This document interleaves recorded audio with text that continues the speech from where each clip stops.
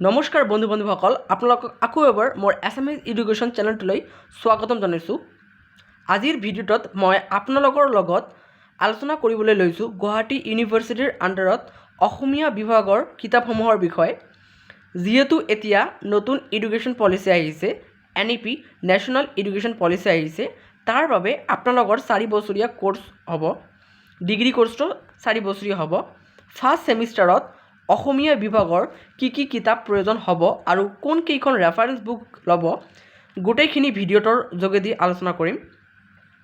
ভিডিঅ'টো শেষলৈকে চাব আৰু যদি এনেকুৱা ধৰণৰ এডুকেশ্যন ৰিলেটেড ভিডিঅ'বোৰ চাব বিচাৰে আৰু চেনেলটোত যদি প্ৰথমবাৰৰ বাবে আহিছে তেনেহ'লে ছাবস্ক্ৰাইব কৰি ল'ব আৰু লগতে থকা বেল আইকনটো প্ৰেছ কৰি দিব, যাতে এনেকুৱা ধৰণৰ নতুন নতুন ভিডিঅ'সমূহৰ ন'টিফিকেশ্যনসমূহ পাই থাকে। প্ৰথমে মই আপোনালোকৰ সুবিধাৰ বাবে চিলেবাছখিনি কৈ দিছোঁ। অসমীয়া কিতাপখন দুজন ৰাইটাৰে লিখি উলিয়াইছে। এখন জ্যোতিপ্ৰসাদ চেতিয়াই লিখি উলিয়াইছে আৰু আন এখন লিখি উলিয়াইছে ডক্টৰ বিপুল কলিতা, ডক্টৰ জবা ঠাকুৰীয়া আৰু ডক্টৰ পৰিণীতা শইকীয়া বৰা আৰু জয়শ্ৰী কলিতা। আপোনালোকে দুয়োখনৰ যিকোনো এখন ল'ব পাৰে। দুয়োখন কিতাপেই গুৱাহাটী ইউনিভাৰ্চিটিৰ আণ্ডাৰত চিলেবাছ ৱাইজ বনাইছে আৰু যিখিনি চিলেবাছ আছে মই সেইখিনি কৈ দিছোঁ। যিহেতু ইয়াৰ 4টা অধ্যায় হ'ব, ইউনিট 4টা হ'ব। এই 4টা ইউনিটত কি আছে মই এইটো ভিডিঅ'ৰ যোগেদি জনাবলৈ চেষ্টা কৰিম। তো চাওক,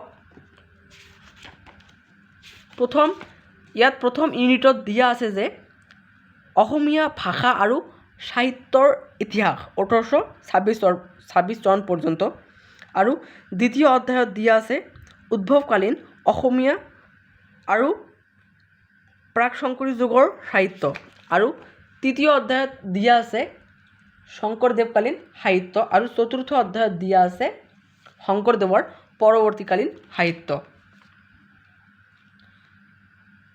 এই 4টা অধ্যায় আপোনালোকে পঢ়িব লাগিব। যিসকল ষ্টুডেণ্টে গুৱাহাটী ইউনিভাৰ্চিটিৰ আণ্ডাৰত অসমীয়া অনাৰ্ছ হিচাপে লৈছে তেওঁলোকে এই দুখন কিতাপ টেক্সট বুকৰ বাবে ল'ব, আৰু ইয়াৰ ৰেফাৰেন্সখিনি মই আপোনালোকৰ সুবিধাৰ বাবে কৈ দিম।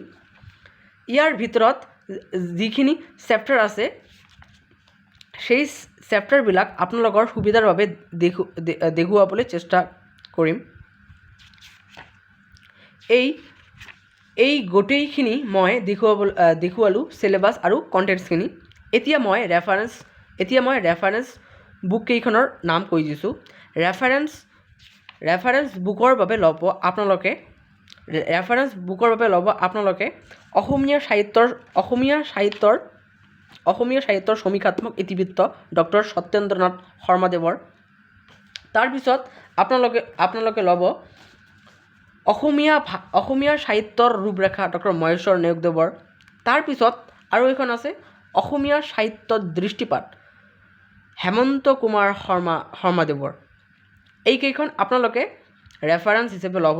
এই গোটেইখিনি কৈ দিলোঁ অসমীয়া মেজৰ আৰু মাইনৰৰ 4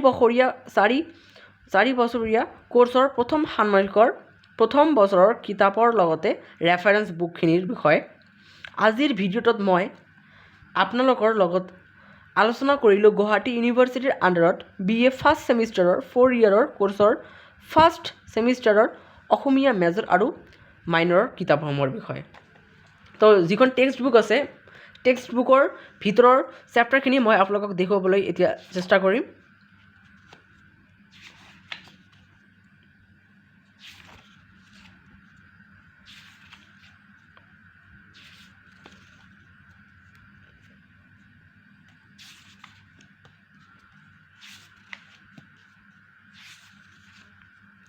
তো আজিৰ ভিডিঅ'টোত ইমানেই। যদি আপোনালোকে মোৰ ভিডিঅ'টো চাই পিনে কিবা উপকৃত হৈছে বুলি ভাবে তেনেহ'লে মোৰ চেনেলটো ছাবস্ক্ৰাইব কৰি দিয়ক আৰু লগতে থকা লাইক, শ্বেয়াৰ আৰু কমেণ্ট কৰিবলৈ নাপাহৰিব। তেনেহ'লে আজিৰ ভিডিঅ'টোত ইমানেই। ধন্যবাদ।